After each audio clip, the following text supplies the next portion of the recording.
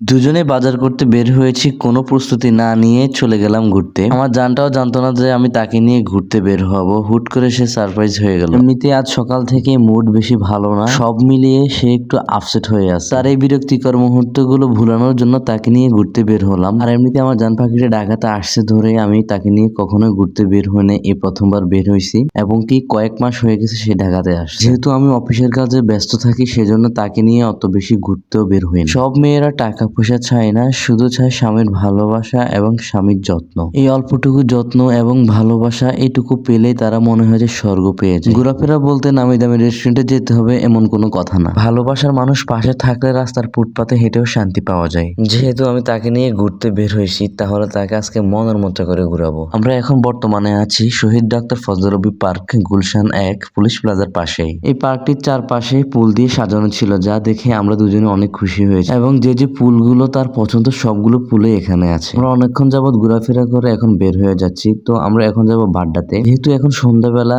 সেজন্য আমরা একটু নাস্তা করব, সেজন্য আমরা মিঠেতে ঢুকে গেলাম। তারপর পরে আমরা খাবার অর্ডার দিয়ে কিছুক্ষণ বসে রেস্ট নিলাম। অবশেষে আমাদের খাবারটি চলে আসছে। খাবারটি খেয়ে আমরা বাসার উদ্দেশ্যে রওনা দিলাম। আমাদের বাসার জন্য যে বাজারগুলো প্রয়োজন ছিল সে বাজারগুলো আমরা যাওয়ার পথে করে নিলাম। তো সবাই ভালো থাকবেন, সুস্থ থাকবেন, আল্লাহ হাফেজ।